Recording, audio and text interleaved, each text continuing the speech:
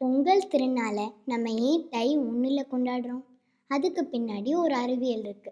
பூமி தன்னைத்தானே சுற்றிக்கிட்டு சூரியனையும் சுற்றி வருதுன்னு நம்ம எல்லாருக்குமே தெரியும்.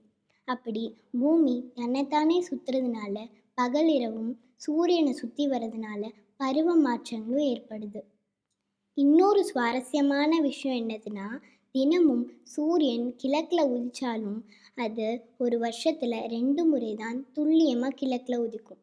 மற்ற நாட்கள்லாம் கிழக்கில் ஆரம்பித்து வடகிழக்கு, கிழக்கு மற்றும் தென்கிழக்குக்கு இடைப்பட்ட புள்ளிகளில் தான் ஒவ்வொரு டிகிரியாக நகர்ந்து சூரியன் உதிக்கும். இப்படி சூரியன் உதிக்கிற அந்த 4 முக்கியமான புள்ளிகளை தான் நம் முன்னோர்கள் 4 விழாக்களாக கொண்டாடுறாங்க.